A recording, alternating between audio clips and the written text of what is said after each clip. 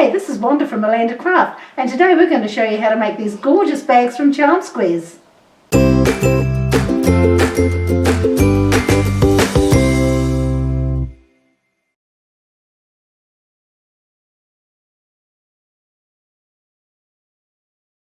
Now that you've selected your squares, you lay them out on your table, and we're going to do them in rows of 3 and 6 across. Yep.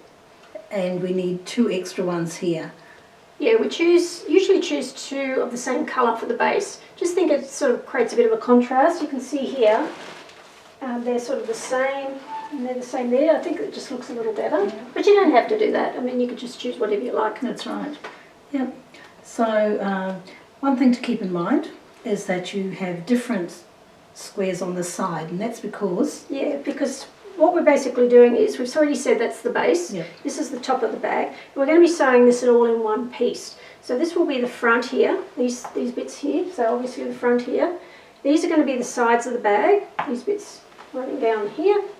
And these bits on the end here are actually the front of the back. Back of the front of the bag. So the other side of the bag. Okay, so what you want to make sure is you don't have these 2 end bits being the same colours or patterns, because we're going to be sewing it into a tube. Yep. So these ends are actually going to be sewn together.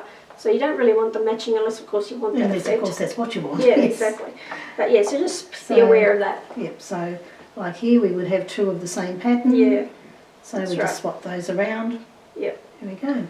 Now you're also going to need an extra 6 squares for your handle and 3 for your pocket. Yeah. Because in this bag we're going to put a pocket, and we're also going to put a metallic clasp. We need some lining. Yep. About a yard. About it's about 3/4 of a yard, but it'll depend because we'll be using this as a template later. So. And you could make your handle out of the lining. Yeah. But we choose to make them out of the squares because we think they look nice. They look nice with that sort of effect. And you'll also need some fusible fleece. Yep. So let's get on and start sewing. Start putting it together. Yep. The squares that we've used today are from the Moda range of flats by Angela Yostin. Apologies if I've pronounced her name incorrectly. And what we're going to do is sew them in rows and then sew the rows together. So we'll sew these 3, these 3, these 4, these 4, these 3 and these 3. So sew those all together like in a row and then sew the lots of 3 together. So let's get started on that. So we'll pick up our first set of squares. I'm just going to sew the squares together with a 1/4 inch seam.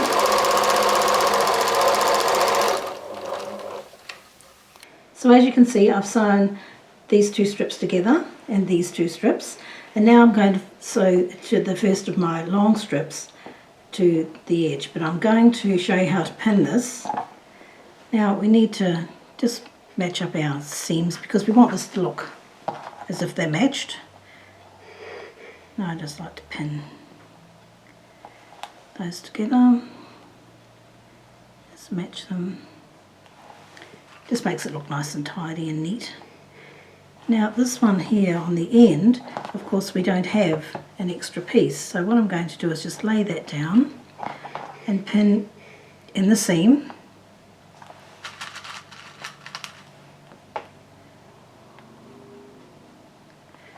And that's going to leave a flap on the back, but I'm only going to sew as far as that pin. And you'll see why when we come to turn our bag. Okay, just fold it back and make sure everything kind of lines up. That's looking alright. So we'll go over to the machine now and just sew that together. Now as you can see, we've got it all sewn together, so now we're going to cut out our piece of fusible fleece. You can use batting. I like to use fusible fleece. So you just cut around using your bag that you've sewn together as a template. I've already gone ahead and cut my piece and have it already ironed on there. Now if you're using fusible fleece for the first time, just remember that the rough side is the side that goes next to your fabric. Okay, so this fluffy side faces away from your fabric. And then you just iron it on and it'll stay in place, as you can see.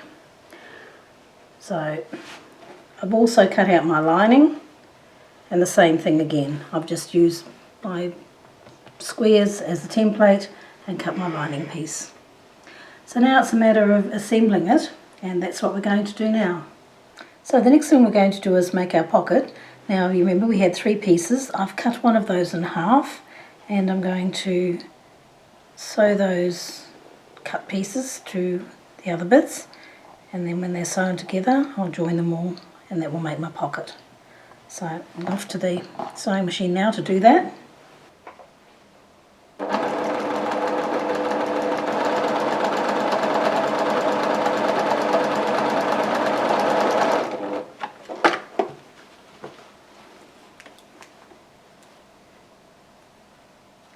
Now you can see here that I've sewn the 4 pieces together, and I've cut a piece of the lining from a separate piece of the lining fabric to serve as the backing for the pocket. So I just used my pocket as a template, and what I'm going to do is sew from here, about here, right around to the corner and up, right around, down and around here. I'm going to leave about that much open so that I can turn the pocket through to the right side, and I'll clip the corners before I do so we get some nice corner edges, and then I'll attach it to the bag. Alright, so you can see now that I've sewn my pocket together. I have the opening on the bottom of the pocket, so always make sure that you have the opening at the bottom. It just makes for a nicer finish. And what I'm going to do now is find the placement. So what I tend to do is just fold my piece of material in half, make a bit of a crease line. That gives me the middle. And I'm going to put the pocket 3.5 inches down from the top, so I just measure down 3.5 inches, and using my chalk marker, make a chalk line. Line this up, the pocket up, and I'll pin it, but what I'm going to do is just sew a 1/16 of an inch all the way around. You can make it as wide as you like, it depends, you might want to do a feature stitch, it's entirely up to you. Okay, so I'll start here and I'll just go, I'll back stitch here, come down here, not go right to the corner, I'll pivot and come around and then up the other side and back stitch again. Now I'm also going to sew down the middle seam, so it leaves for a pens or notebook and a mobile phone, but you don't have to do that, you can just leave it as a full pocket. So we'll go to the machine now and fill and sew that.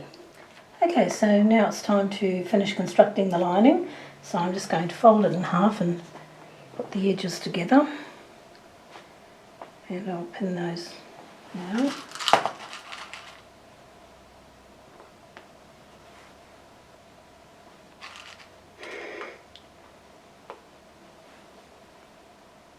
And sew that with a full 1/4 inch, not a scant. And then we'll come back and I'll show you what we do next. Okay, so I've sewn it all together now, down the side here, and I've put it, just while it's folded in half, just press along here to make a nice crease. Now I'm going to open it, and you can put a mark here if you want on the crease line. Now what we're going to do is mark the crease line with the seam line. Okay, so we're going to pin along here, pin those together, and pin that along there.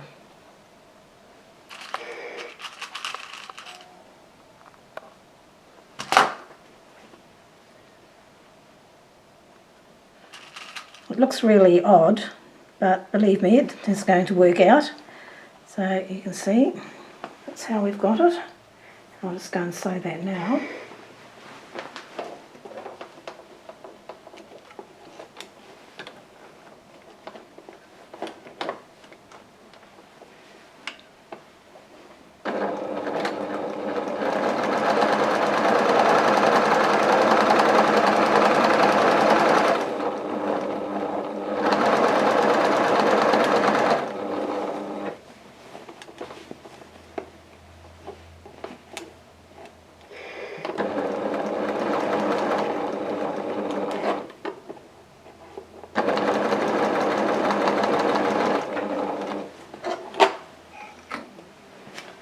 So we've sewn that piece on to the lining.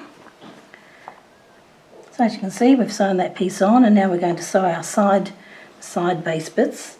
So we pick them up, and you might get a bit of a pucker here, but don't worry about it, it'll all come right in the end. So let's pull it, pin it,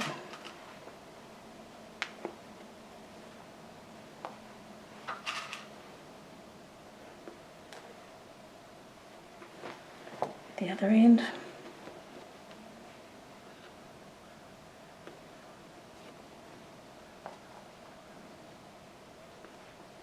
Don't get too hung up on it, just straighten it. If you get this bit of pucker, it doesn't matter, it will come right.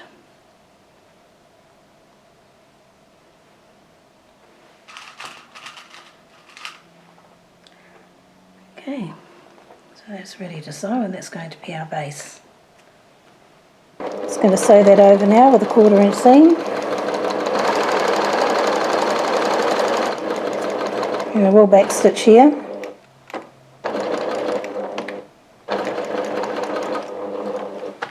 So as you can see, we've got the lining done now, got the pocket on, and I've put the first half of the magnetic clip on. Now when you get your magnetic clips, they come with a male and a female, and they come with a backing. Each piece has a backing. Now I've put a piece of heavy fusible web interfacing under here to give some added strength. If you don't have that, you could use a piece of canvas, a doubled over piece of quilting material to give it some, just to give it some extra body just behind that clip. So what I'm going to do now is do the other side of the clip on the other side of the bag, and the process is exactly the same as what I've done here. Alright, so I'll just turn it over. I'm going to measure down 1 1/4 inches from the top and put a chalk mark. And I'm going to do exactly the same thing again. Now how I do this is I take my little backing piece, and I'll just move that aside because otherwise it rests against the front one, and I get my friction pen and just mark in here, and that. Okay, just going to fold that in half on those little marks and just do a small scissor cut. Now you can use your seam ripper if you like, but I just find this is just as easy. Just make sure the prongs go through. Yep, they're going to go through nicely. Alright, so I need to do the same thing on my backing piece. So again, I'll take my piece of backing and just draw my marks on. Fold it in half, just quickly clip. Okay, now then, press the prongs through the material. Okay. Add the backing. As I say, you can use any sort of material that you wish. And then I'm going to slip on the back piece and press the prongs outwards. There we go. And when my bag is put together, it'll clip together nicely like that. Okay. And now it's time to construct the front of our bag. So what we're going to do is bring it over and same thing, match up our seam lines so that our squares are nice and reasonably neat.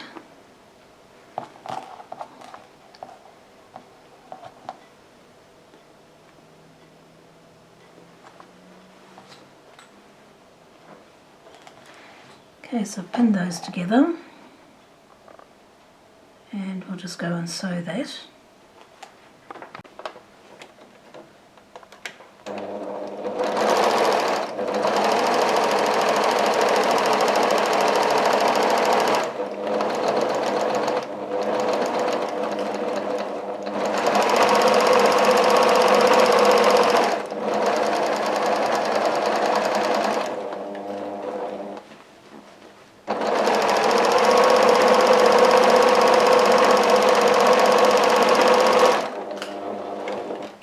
Okay, so we've sewn the side seams together, same as we did with the lining, and now we're going to do the rest of it exactly the same as we did with the lining. So we're going to match up our centre points and pin them together. So we're going to pin that all along here and sew it. Then we're going to sew the ends together and the ends together. Okay, so your next step now is to make your handles. So what you want is 6 charm squares for this, all different ones preferably. And what we're going to do now is just sew them all together. So we're just going to sew along each line. So I'll go and do that now, and I'll come back and show you what that looks like. I've sewn my handle now, as you can see, and what I've also done is ironed it. I ironed it down the middle first, so I folded it in half and ironed down the middle to create a crease down this side. Then I turned these, opened it out, and then I turned these sides in and ironed them down as well to join into that middle. Separated that. Okay, so what I want to do now is put some fusible interfacing in the middle of that. You can also put batting in if you prefer, but I prefer the fusible stuff. So I'm going to grab that, pop it in the middle, and then I'm going to bring these edges in here, like that. So I'll iron that in like that, and I'll just come back in now, and show you what to do after that. So my interfacing is now in between the two there, as you can see there, so I've ironed that in. Now what I want to do now, so bring this around, I'm going to go and fold it over, like that. And what I'm going to do now is iron that down so it's nice and flat. You could even pin this if you like, I don't bother, but if you want to, you can pin it. And then what you're going to do is sew along here quite close. You want it probably about 1/8 of an inch or even closer if you want, depending on how you want this to look. This is what the handles will look like. And then you also want to sew down this side just to finish it off. So it's just a top stitch on either side of here to put it all together, and that will complete your handle. So I'll go and do that now, and I'll show you the finished product. I've just finished sewing the handle, so as you can see it's just been stitched down on both sides, so it's all together now. It's a nice, comfortable, padded handle. And you could also, if you want a more quilted look, even sew more lines down there if you want to. But I'm happy with that, so we can go on to the next step now.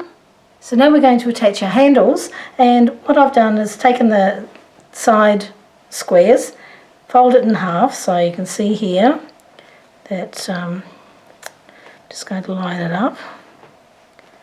Okay, and I've already put a mark on the inside. You just get a pen and just draw it on the inside there. I've already done that. And the same on the other end. Match the squares, folding it in half and putting a line.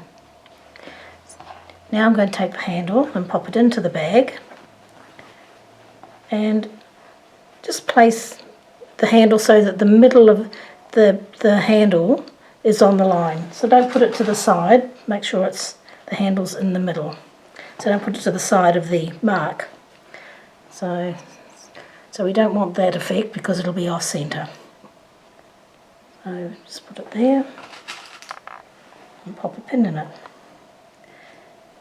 And now we're ready to put the lining in. Well, actually, what I'll do is just go and sew those on, just tack them in there so that it holds them nice and neat while I add the lining.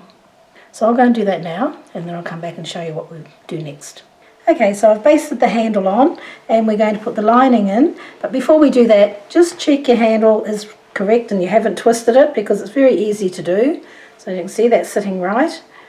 So we're just going to pop it back in there now. And I'm just going to add the lining. Now the lining should be facing side out, and we just pop it in there. So, and because it doesn't have any side seams, I'm going to actually match up the back, one of the back seams. Right, so we just need to pin it, stretch it all around. And we know where the front is because we've already still got that mark from when we put our magnetic clasp in. Right.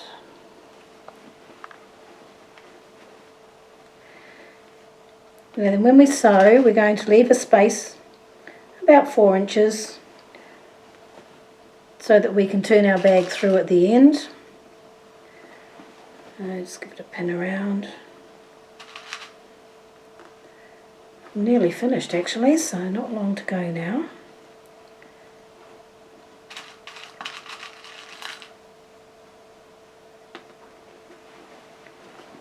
Okay.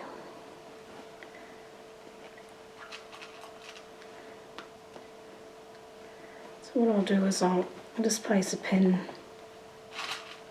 here, just past the handle, and just before I get to my, and I'm going to leave that piece open so that I can pull the bag through. Alright, time to sew it together. Okay.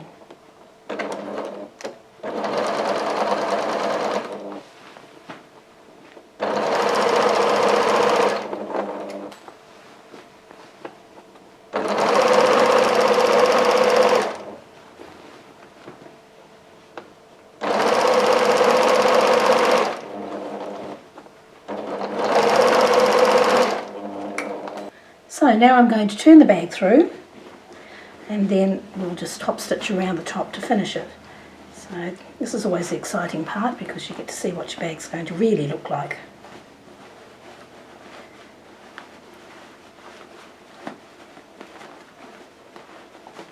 Okay. There we go, and now we just tuck our lining into the bag.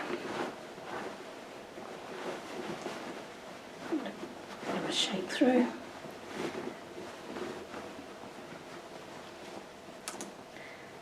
Right.